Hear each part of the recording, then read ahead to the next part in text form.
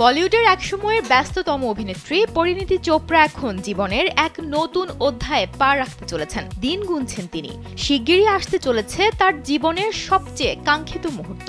প্রথমবারের মতো মা হতে চলেছেন সুন্দরী এই অভিনেত্রী। তবে এবার গুঞ্জন উঠেছে, সন্তান জন্মের পর কি অভিনয় জগৎকে বিদায় জানিয়ে পুরোপুরি মুম্বাই ছাড়তে চলেছেন এই তারকা?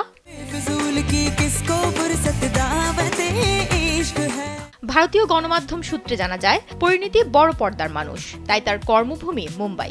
অন্যদিকে তার স্বামী রাঘব চাড্ডা রাজনীতিবিদ, দিল্লিতে তার কর্মজগৎ।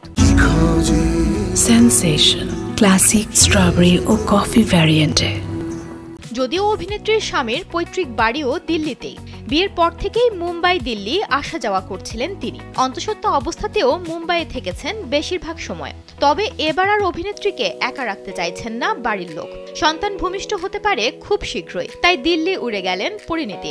সেখানে জন্ম নেবে তার সন্তান। এই মুহূর্তে সবচেয়ে আলোচিত প্রশ্ন, সন্তান জন্মের পর পরিণীতি কি অভিনয় থেকে দীর্ঘ বিরতিতে যাবেন, এমনকি মুম্বাই ছেড়ে দিল্লিতেই কি স্থায়ী হবেন? যদিও এ বিষয়ে পরিণীতির পক্ষ থেকে কোনো আনুষ্ঠানিক বিবৃতি এখনো আসেনি, তবে ঘনিষ্ঠ সূত্রের মতে অন্তত মাতৃত্বের প্রাথমিক সময়টা তিনি পুরোপুরি পরিবার ও সন্তানকে দিতে চান।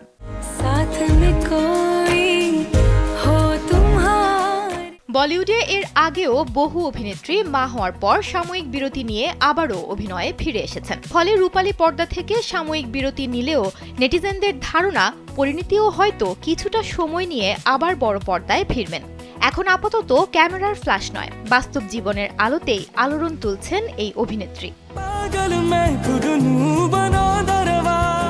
বিনোদন ডেস্ক, কালবেলা।